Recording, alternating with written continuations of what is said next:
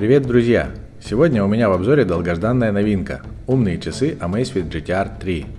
Первое, на что обращаешь внимание, это редизайн бренда. Новые цвета, новый шрифт, новый логотип. Симпатичный хамелеон. Но нам интереснее часы. Они не сильно поменялись визуально, но изменения есть. По железу у нас тот же AMOLED дисплей 454 на 454 пикселей, 326 ppi, новый оптический датчик BioTracker 3.0 PPG, Bluetooth 5.1, двухдиапазонный приемник с поддержкой одновременной работы GPS, GLONASS, Beidou и Galileo, а также QZSS. Акселерометр, гироскоп, компас, барометр, датчик освещенности и микрофон. Батарея на 450 мАч обеспечивает до 21 дня автономности в обычном режиме. Сразу скажу, динамика, встроенного накопителя и Wi-Fi нет, так что сравнивать эту модель корректнее с версией GTR 2e. А более продвинутые часы теперь будут иметь приставку Pro, которую сейчас не использует только ленивый производитель. В комплекте ничего новенького, часы, зарядный кабель, инструкция. Все тот же магнитный коннектор с двумя подпружиненными контактами, но с предыдущим поколением зарядка несовместима, так как расстояние между пинами больше. Зато теперь можно пользоваться часами, не отключая их от зарядки. Сами часы визуально практически не изменились, все та же металлическая плюшка со стеклом на всю лицевую панель. Немного поменялись ушки крепления ремешка, и самое заметное отличие – увеличенная верхняя кнопка. Теперь это не просто кнопка, а колесико для управления часами, дополнительный элемент взаимодействия, который поднимает уровень удобства использования. Все, что может пролистываться в интерфейсе, теперь листается колесиком с соответствующей виброотдачей. Между кнопками расположен микрофон. На нижней крышке контакты для зарядки, обновленный оптический датчик, он теперь кольцевидный, и отверстие датчика давления воздуха. Нет винтов, скрепляющих корпус, это немного настораживает. Крепление ремешка осталось стандартное, под 22 мм. Комплектный ремешок – качественный силикон, жестковат, имеет два тренчика, крайний со стопором. Классическая застежка выполнена из металла. Но это все лирика, самое интересное внутри. Новинки получили новую старую операционную систему, которая обзавелась названием Zepp OS. Привычная оболочка заметно подросла и обзавелась множеством улучшений. Давайте смотреть. Все по порядку. Циферблаты. Тут ничего не изменилось на первый взгляд. Можно загружать несколько в часы. Куча разнообразной информации. Есть настраиваемые циферблаты. В целом здесь все по-старому, но есть и новые вещи. Например, анимация. Не то чтобы что-то новое, однако теперь она выглядит полноценно и красиво. Но и это еще не все. Как вам, например, такой вариант? Мини-приложение в циферблате. Круто! Дальше. Привычные жесты. Свайп снизу уведомления, сверху пункт управления, влево-вправо виджеты. Их можно настроить в часах или в приложении. Максимум 10 штук, не считая экрана с мини-виджетами, которые всегда справа от циферблата. Он тоже настраивается, без ограничения по количеству карточек. Пункт управления поменялся, теперь это массив из 9 кругляшей. Сверху еще хватило места для индикатора состояния связи. Кнопки можно отсортировать по-своему. Индикатор заряда.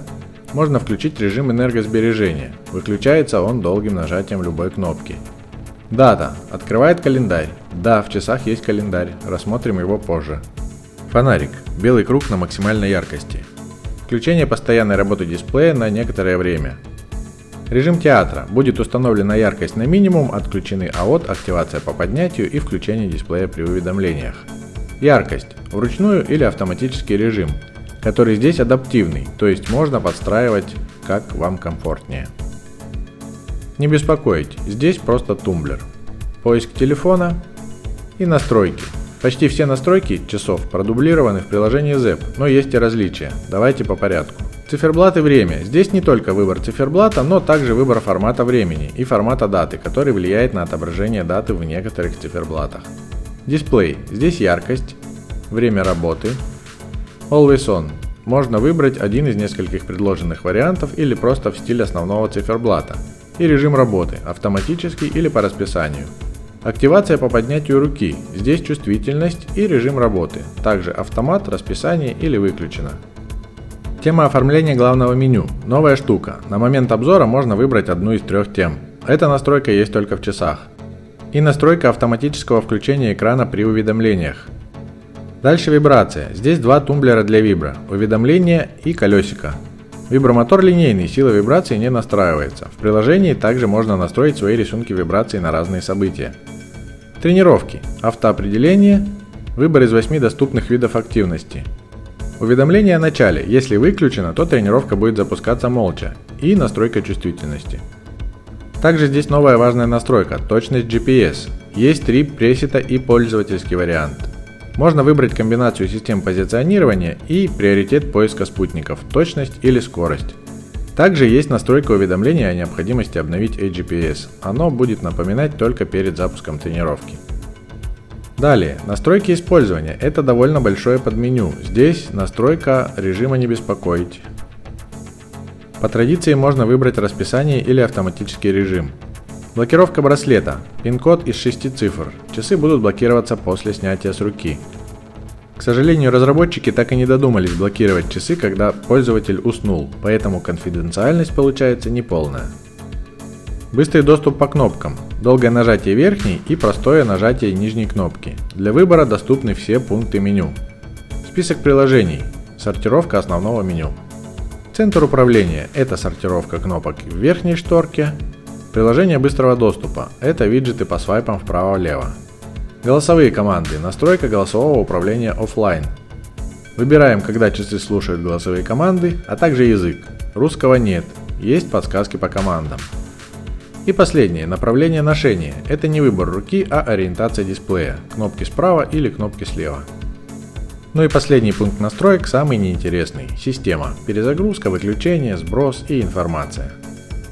Уведомления. Здесь ничего нового. Они приходят. Подтянули количество иконок поддерживаемых приложений. Уведомления удаляются из часов при удалении со смартфона, но остаются в смартфоне при удалении в часах. Голоса и картинок не завезли. Эмодзи есть, но не все. Звонки из мессенджеров не поддерживаются. Телефонные вызовы показывают с именем контакта. Можно заглушить или сбросить. Теперь подробненько меню. Сам список настраивается как в часах, так и в приложении, где это делать удобнее. Осталось подменю дополнительно, которое может быть полезным, но и не напрягает, так как его можно просто не использовать. Итак, Pi – уже знакомый нам показатель полезности активности. Здесь вся статистика, общий балл за 7 дней и за сегодня. График пульса.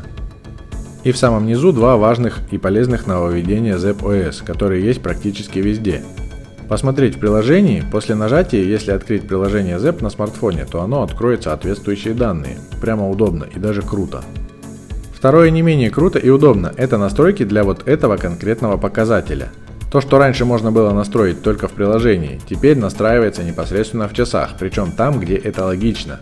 У каждой фичи свои настройки. Более того, в часах настроек больше, чем в приложении на смартфоне. На примере Pi, только здесь есть настройка уведомлений об этом показателе. Действительно круто, удобно и логично. Едем дальше. Пульс. Сразу видим последнее измеренное значение, график, можно стартануть новый замер. Есть пульс в покое и диапазон за день. Распределение по пульсовым зонам. И, конечно, посмотреть в телефоне плюс настройки. Полный фарш и все в одном месте. Кислород. Также актуальное значение с временем измерения, график, приложение и настройки.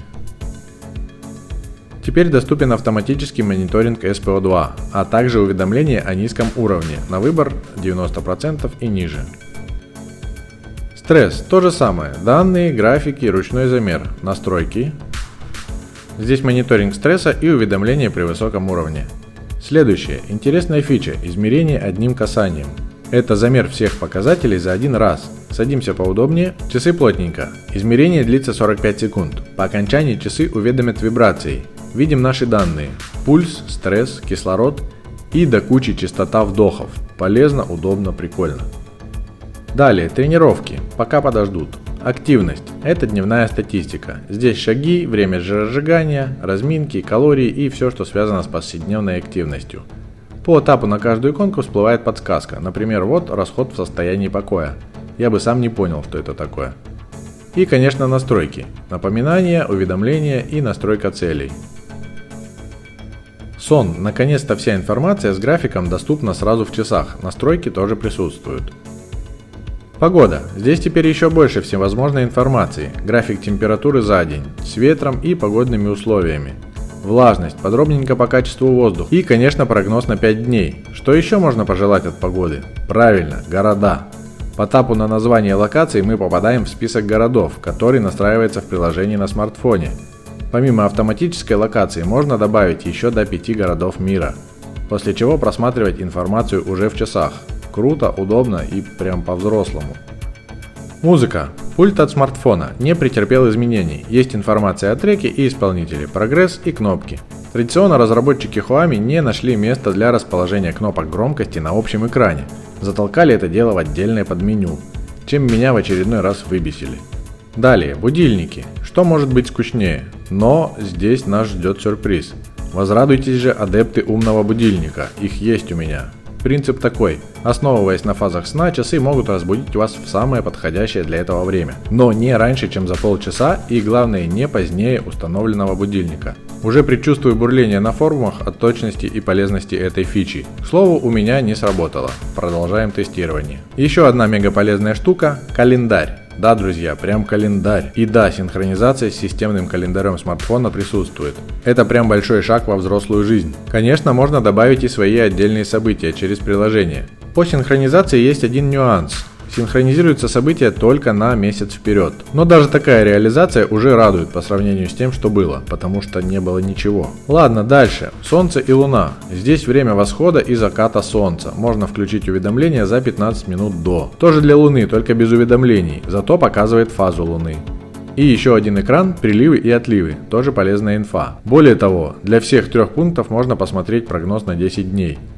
Но и это еще не все. Вся эта инфа доступна также для списка городов, которые мы выбирали для погоды. Что они вообще себе позволяют? Компас. Работает достаточно плавно, с виброоткликом на сторонах света. Сразу тут же видно давление и высоту. Есть отметка для измерения угла, иконкой или нижней кнопкой. Запущенный компас остается активным после выключения дисплея. Дальше. Барометрический высотомер. Барометр обзавелся графиком, видно текущее давление, и теперь можно настроить уведомления о непогоде, задав порог динамики изменения за 3 часа. Что ж, барометр тоже повзрослел. Альтиметр. Есть высота, график и информация о работе альтиметра. Далее, женский календарь также завезли во флагманы. Ну и раз уж тут у нас все по-взрослому, то и настраивается все тоже в часах. Вводим необходимые данные цикла и можно смотреть информацию и прогноз. Конечно, можно посмотреть и на телефоне. Есть настройка уведомлений. Также можно сразу в часах отмечать реальный день начала и завершения менструации. Следующее. Дыхательные упражнения. Выбираем длительность, запускаем. Повторяем за анимацией. Смена действий дублируется вибрацией. В конце упражнения часы оценят соответствие дыхания заданному ритму и покажут, как изменился пульс. Здесь тоже подросли. Секундомер. Похоже, про него забыли. Нижняя кнопка не задействована. Отсечки только по дисплею. Зато секундомер сворачивается в фон верхней кнопкой, где благополучно продолжает жрать батарею, так как никакой индикации о фоновой работе приложений нет. Про него можно просто забыть и выйти из него, не остановив. Таймер. Есть пресеты и ручная настройка. Часы, минуты и секунды. Работает в фоне. Даст о себе знать, когда закончится время. Поиск телефона. Тут все понятно. Работает, если приложение на смартфоне висит в фоне. Мировые часы. Города можно добавить прямо здесь, из списка наиболее популярных. Больше городов доступно в приложении. В готовом списке для каждого города видно время, разницу с текущим часовым поясом и время суток. Список дел – это напоминалка. Задаем текст, дату, время и при необходимости режим повтора. Все. В любое время можно отметить задачу как завершенную. Далее, заводной таймер, он же трекер помодоро или помидорка. Задаем время концентрации и вперед. Время перерыва задается только по окончании концентрации. А вот количество подходов не настроить. Тем не менее, вполне полезная функция. Помидор спокойно работает в фоне, уведомляя по прошествии таймеров. И последнее здесь – пульт для камеры смартфона. С айфоном работает сразу, на андроиде нужна первоначальная настройка. Вроде простая фича, но тут немного не дожали. Кнопки не задействованы, а на огромном дисплее активная зона маленькая круглая кнопка. В нее неудобно целиться, если нужно при этом смотреть в объектив камеры. Но для других сценариев и так сойдет. На этом меню закончилось. Но мы же не рассмотрели спортивные функции. Поехали, статус тренировок. Часы научились считать метрики FirstBeat. А именно, тренировочная нагрузка, МПК, время восстановления, а также аэробный и анаэробный эффект тренировки, который можно посмотреть в журнале в каждой тренировке, вместе с остальными записанными данными. Здесь же расположен и раздел с личными рекордами. Сами тренировки. Часы поддерживают 150 видов активностей. Благодаря новому датчику теперь доступно измерение пульса и в плавательных тренировках. К сожалению, список тренировок настраивается только в часах. Возможно, это временно. Все настройки тренировок также производятся в часах. Настроек хватает. Помощь в тренировках. Выбор целей по расстоянию, времени и калориям. Или по тренировочному эффекту. Уведомления на выбор о высоком пульсе, пульсовой зоне, по расстоянию, высокий или медленный темп, частота шагов, время, калорий, напоминание попить воды по расстоянию или времени, поесть по расстоянию, времени или расходу калорий, напоминание возвращаться также по расстоянию или по времени. Есть автокруг по дистанции, автопауза без движения или по медленному темпу. Есть виртуальный кролик и метроном для поддержания каденса. Также в уличных тренировках можно включить режим 3D данных для подсчета расстояний с учетом изменения высоты. И, конечно, настраиваются экраны данных тренировки. Можно добавить полноэкранные виджеты типа графики или тренировочного эффекта. Либо страницы с 4, 5 или 6 полями данных, в которых могут быть как всевозможные показатели тренировки, так и вспомогательная информация, например, текущее время большим шрифтом, время заката или рассвета или давление воздуха. Есть и специфические настройки для конкретных тренировок, такие как длина бассейна и данные как грибки в весловых видах спорта, количество, например, прыжков на скакалке, этажи, которые считаются равными 3 метрам, или даже уровень стресса в тренировке киберспорт. Да, и такая здесь есть. Похоже, еще немного, и мы наконец увидим тренировку секс, желательно с автоопределением. Ну да ладно, во время тренировки вертикально листаются страницы с данными, слева пауза, конец тренировки и блокировка дисплея. Справа пульт управления музыкой, при выключенном дисплее кнопки активируют экран. А если он включен, то нижняя фиксирует круг, а верхняя кнопка ставит тренировку на паузу или возобновляет ее. Во время паузы можно изменить все настройки тренировки, кроме целей. Можно также свернуть тренировку, нажав «Продолжить позже». Сворачивание активной тренировки почему-то не предусмотрели. Очень спорное решение, учитывая, что во второй серии эта возможность была. Но если нужно свернуть тренировку, есть один костыль, работающий на момент обзора. Нужно вызвать то, что настроено на долгое нажатие верхней кнопки. Этой же кнопкой выйти на циферблат, тренировка продолжает работать. Сторонние датчики подключать нельзя, так что можно надеяться только на встроенные. И с этим у новинки все хорошо. По крайней мере у меня. Условия такие: волосатая рука и повышенное потоотделение. Третья версия фирменного BioTracker отрабатывает очень достойно. По традиции я сравнил датчик с нагрудником. Как видно по графику, новый датчик уверенно работает с пульсом, показывая результат близкий к нагруднику. Недаром этим часам доверили считать показатели FirstBeat. По GPS также все хорошо, учитывая, что часы в металлическом корпусе, трек можно назвать почти идеальным. И для самых терпеливых про мини-приложения. Они устанавливаются через приложение Zepp, у которого внутри есть свой мини-App Store. На момент обзора там всего 10 приложений от производителя. Есть калькулятор, как же без него. Он даже работает. А вот приложение с информацией о хранилище. Оно интересно тем, что показывает полный доступный объем. Сколько занято и сколько свободно. Оказывается, GTR 3 имеет 3 гигабайта под пользовательские данные. Логично, ведь дополнительные приложения нужно где-то хранить, а сколько их будет потом, кто знает. Остальные приложения все про здоровье, информацию о них можно почитать сбоку. Все они работают как заявлено. Напоминалка воды, например, шлет уведомления на дисплей. Все по фэншую. Думаю, сторонние приложения не заставят себя долго ждать.